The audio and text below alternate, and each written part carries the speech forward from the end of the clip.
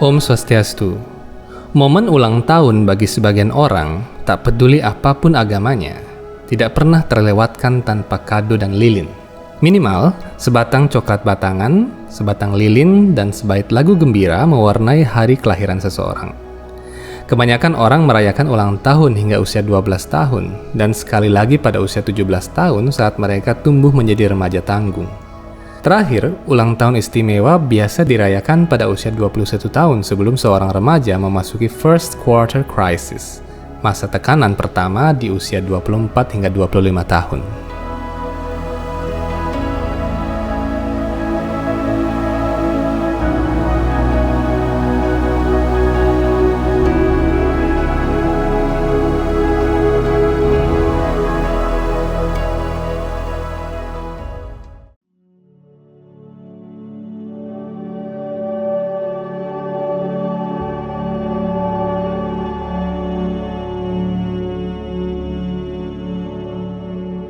Sesuai dengan tradisi Weda yang telah berjalan ratusan abad hingga sampai zaman Manu pertama, hari ulang tahun juga dirayakan dengan nuansa spesial. Beberapa tradisi Hindu masih memberlakukan sistem perhitungan umur yang dihitung dari saat janin terbentuk dalam kandungan. Ini menandakan bahwa kehidupan sudah ada ketika pembuahan terjadi. Upacara ulang tahun menurut Weda pada dasarnya memiliki makna dan tujuan yang sama, yaitu untuk memperingati hari kelahiran seseorang. Namun banyak yang menambahkan makna-makna lain sehingga perayaan ulang tahun ini berkembang menjadi banyak versi. Yang perlu diketahui dari Weda, ulang tahun adalah hari suci dan mujur bagi seseorang. Dalam kitab suci Weda, Bhagavata Purana, Bhagavad Gita, serta Sarasamuccaya, dijelaskan bahwa kelahiran seorang manusia ke dunia ini adalah suatu kemujuran. Tatkala seseorang lahir di dunia, ia diberikan kesempatan untuk memperbaiki diri, melakukan penebusan dosa, dan melakukan penyucian diri. Hari ulang tahun mengingatkan seseorang mengenai awal dan akhir kehidupan. Pada suatu waktu, seseorang tidak ada di bumi ini, dan suatu hari dia lahir dan memiliki keluarga. Setelah menjalani proses yang sedemikian rupa, pada akhirnya dia akan meninggalkan dunia ini. Intinya pelepasan ikatan dan penyerahan diri kepada Tuhan adalah momen peringatan ulang tahun yang sesungguhnya. Dengan demikian, perjalanan sang jiwa atau atma itu sendiri saat meninggalkan badan akan mendapatkan tempat yang lebih bagus dan tidak lagi turun ke bumi ini yang penuh dengan kelahiran, kematian, usia tua, dan penyakit. Karena itu hari ulang tahun seharusnya dijadikan hari untuk menjalankan kewajiban rohani seseorang kepada Tuhan. Lalu bagaimana ulang tahun yang membawa kemujuran? Seseorang yang merayakan hari ulang tahun hendaknya berpuasa, mandi dengan bersih, mempersembahkan makanan kepada Tuhan, lalu mengucapkan nama-nama suci Tuhan, membaca kitab suci Weda, dan bersembahyang bersama anggota keluarga. Setelah persembahan makanan kepada Tuhan, makanan dipersembahkan juga kepada para dewa dan leluhur yang suci guna memohon berkat dari mereka. Apabila seseorang ingin mengadakan upacara ulang tahun yang mujur, sesuai dengan tradisi Weda, ia hendaknya mengundang tamu, dan tamu utama yang sepatutnya diundang terlebih dahulu adalah para orang suci, pandita, atau brahmana yang terpelajar. Orang yang bisa mendoakan dan memberkati kita, yaitu para pendeta dan orang tua, hendaknya diikutsertakan. Seseorang juga mengundang sanak keluarga, para ibu, anak-anak, dan yang terakhir adalah orang umum seperti teman-teman atau rekan kerja. Seorang pandita atau brahmana yang terpelajar bisa diundang untuk memberikan sedikit dharma wacana dan pembacaan kitab suci Weda mengenai hakikat kehidupan berdasarkan apa yang tertuang dalam kitab suci Weda. Setelah upacara, orang-orang suci terlebih dahulu dipersilakan menikmati makanan satwika yang telah dipersembahkan. Akan sangat mujur apabila pada momen ulang tahun seseorang memberikan hadiah-hadiah dan dana punya kepada orang-orang suci dan di tempat-tempat suci. Dana punya ini sangat bermanfaat bagi para orang suci yang dengan tanpa pamrih terus berkeliling untuk menyebarkan ajaran-ajaran kitab suci Weda. Para orang suci yang tulus hati berkeliling seperti itu layak diberikan gelar kehormatan, yaitu paribrajaka, yang artinya ia yang berkeliling tanpa kenal lelah mengajarkan ajaran Weda kepada umat manusia. Dalam hari perayaan ulang tahun, para tamu undangan hendaknya mengenakan pakaian yang bersih dan sopan. Menurut tata cara Weda, para tamu diundang bukan untuk memberikan hadiah bagi orang yang berulang tahun. Sebaliknya, orang yang berulang tahunlah yang seharusnya memberikan hadiah-hadiah dan makanan kepada para tamu sebagai bentuk yadnya atau korban suci. Belakangan tradisi Weda yang luhur ini terputar balik, di mana dalam setiap upacara yadnya, para tamu undangan yang sibuk memberikan hadiah-hadiah dan bingkisan kepada orang yang menyelenggarakan upacara. Sesungguhnya semakin banyak seseorang memberikan persembahan berupa dana punya, makanan yang suci, dan sumbangan-sumbangan kepada para tamu, orang-orang suci, orang-orang tua, anak-anak, kaum wanita, dan sebagainya, maka pahala yang didapatkan dari yadnya itu akan semakin besar. Sebaliknya, semakin banyak seseorang menerima hadiah ketika ia melakukan upacara yadnya, maka semakin besar beban karma yang harus dibayarnya di kemudian hari. Dalam kitab suci Weda Manu Samhita atau Manawa Dharma Sastra bahkan dinyatakan, jika ada tamu tidak diundang tiba-tiba datang ke rumah, maka itu adalah pertanda kemujuran. Tamu itu harus diperlakukan dengan layak dan hormat. Dalam Weda terdapat kisah Maharaja Rantidewa yang berpuasa selama sebulan penuh. Tatkala tiba waktunya ia berbuka puasa dan makanan sudah terhidang di depan mejanya, beberapa tamu tak diundang datang ke istananya. Raja memberikan semua makanan yang belum sempat dinikmatinya itu kepada tamu-tamu itu hingga habis tak tersisa. Ternyata tamu-tamu tersebut adalah para dewa yang agung seperti Dewa Brahma, Dewa Siwa, dan sebagainya yang telah menyamar untuk memberi berkat kepada raja. Lalu bagaimana dengan tradisi meniup lilin? Dalam budaya rohani Weda tidak dikenal tradisi meniup api. Dalam kitab suci Weda Manawa Dharma Sastra ditegaskan bahwa seseorang tidak boleh meniup api karena api adalah agni yang adalah pengantar setiap yadnya yang dilakukan seseorang. Seseorang yang meniup api akan berkurang kecerdasan dan umurnya. Dalam upacara Agnihotra, api adalah lidah semesta Tuhan yang menerima persembahan berupa minyak ghee dan biji-bijian. Umat Hindu yang meyakini Weda seharusnya menyalakan api pada hari ulang tahun, bukan meniupnya, karena lilin atau api mengandung kekuatan dan cahaya yang terang. Dalam kitab Rigveda Samhita dijelaskan, Tamaso ma Jyotirgamaya. Semoga kami pergi dari kegelapan menuju cahaya yang terang.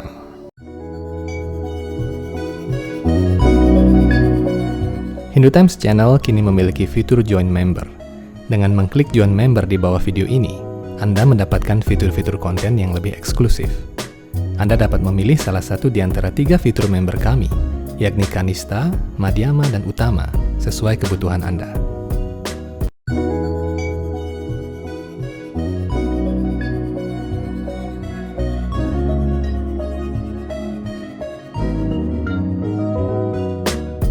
Sebelum video ini kita lanjutkan, kami menawarkan beberapa jenis merchandise untuk Anda. Kami menyediakan t-shirt, tote bag, dan majalah Hindu Times edisi 13 hingga 15. Untuk membeli secara online, silakan klik link pada kolom deskripsi.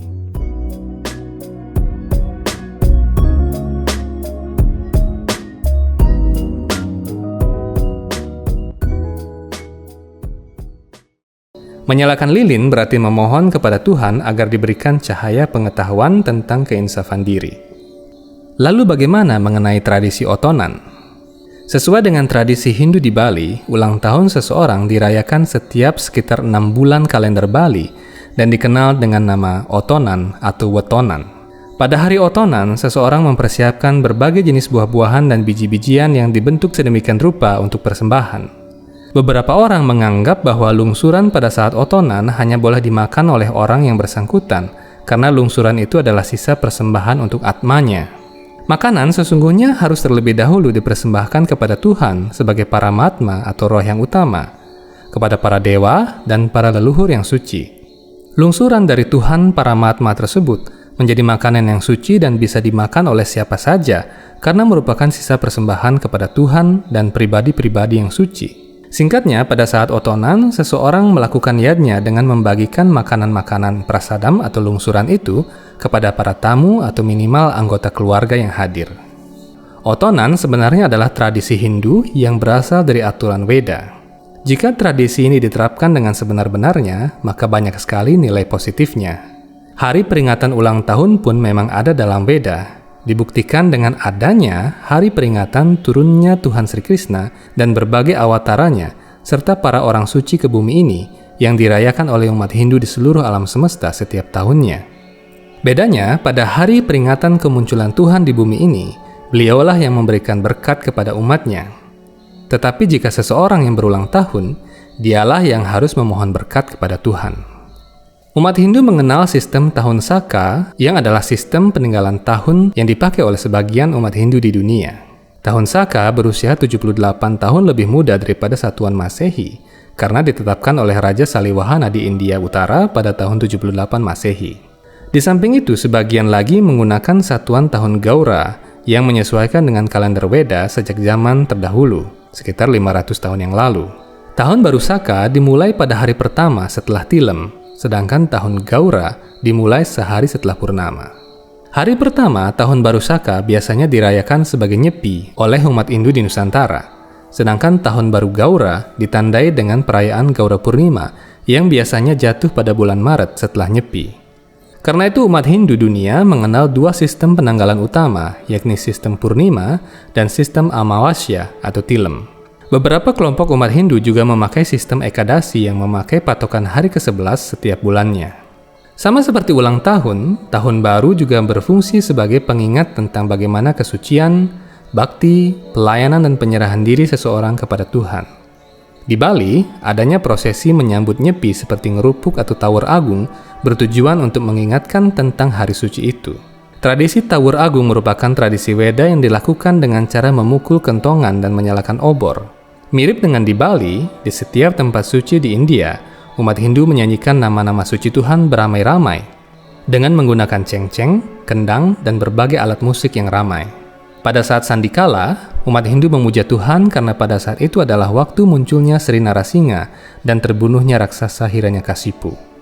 Jadi pada saat itu umat Hindu hendaknya berperan sebagai penyembah Tuhan seperti Prahlada yang terus-menerus memanggil nama suci Tuhan dalam keadaan apapun. Tawur Agung secara awam dinyatakan sebagai hari untuk mengusir buta kala, tetapi lebih tepatnya adalah hari untuk memuji nama suci Tuhan dan mengusir pikiran kotor yang bagaikan buta kala. Obor merupakan pertanda terang dan semangat. Dalam Veda Caitanya Caritamrita dijelaskan, Tuhan diandaikan sebagai matahari dan maya atau ilusi diandaikan sebagai kegelapan. Di mana ada Tuhan Sri Krishna, di sana pasti ada terang. Alangkah baiknya apabila pada hari tahun baru setiap umat beragama diarahkan oleh orang tua, tokoh masyarakat, guru kerohanian, pemuka agama, dan sebagainya untuk seluruhnya berkumpul bersama di tempat ibadah masing-masing. Mereka diajak mendengarkan wejangan agama, kisah-kisah rohani tentang Tuhan, dan keajaiban-keajaibannya atau tentang bagaimana Tuhan menyelamatkan para penyembahnya. Pada malam tahun baru, seseorang hendaknya sibuk menyanyikan nama suci Tuhan, membuat yadnya, mengadakan hiburan-hiburan yang bersifat spiritual atau keagamaan seperti drama rohani, pentas lagu-lagu rohani, dan sebagainya. Kemudian tepat pada pukul 12 malam, umat bersama-sama melaksanakan persembahyangan, menyambut Tuhan pada saat itu, apakah dengan melantunkan puji-pujian rohani atau membunyikan alat-alat musik yang merdu untuk memuji kebesaran Tuhan. Sangat baik apabila seluruh umat Hindu mengikuti tahun baru dengan bersembahyang dan melakukan kegiatan spiritual, Sravanam, Kirtanam, Smaranam, dan sebagainya, dibandingkan dengan membuat ledakan-ledakan yang dapat membahayakan berbagai pihak. Tahun baru akan lebih bermanfaat positif jika dijadikan hari yang suci dengan melakukan kegiatan-kegiatan yang juga suci. Jika setiap umat Hindu taat melaksanakan hal tersebut di masing-masing pura, mandir, candi, atau tempat suci Hindu lainnya, kemungkinan umat Hindu untuk mengunjungi tempat-tempat yang tidak semestinya pasti akan berkurang. Sehari setelahnya, seseorang bisa berkunjung ke rumah keluarganya untuk saling beramah tamah. Dengan menjalankan hal ini, maka umat Hindu sudah menjalankan tradisi Weda dengan cara yang paling sederhana. Tuhan, para dewa, dan leluhur tentu akan berkenan. Umat Hindu yang masih kanak-kanak juga harus diajari dan dididik sejak kecil agar menghindari perbuatan-perbuatan yang salah, seperti berzina, berjudi, dan mabuk-mabukan. Ini adalah himbauan agar umat Hindu belajar dari leluhur zaman dahulu yang dengan tekun menuruti tradisi Weda. Anak-anak umur 5 tahun ke atas harus sudah dididik mengenai ajaran rohani dan etika. Balai Banjar atau Balai Masyarakat Hindu seharusnya sering mengadakan berbagai kegiatan spiritual dan pembinaan agama secara teratur bagi generasi muda oleh orang-orang yang dianggap bisa membina tatwa, serada, etika, dan moralitas mereka. Anak-anak harus dididik kecintaan mereka kepada Tuhan dan kepada kitab suci Weda.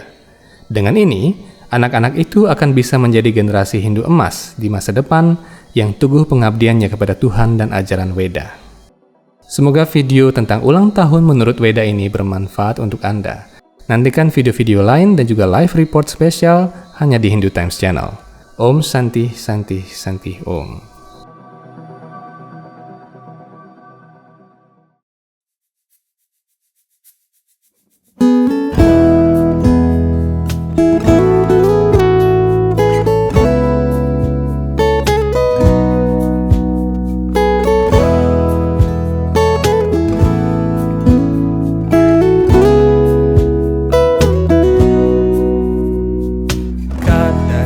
Kalindi tatawi binasanggita karawo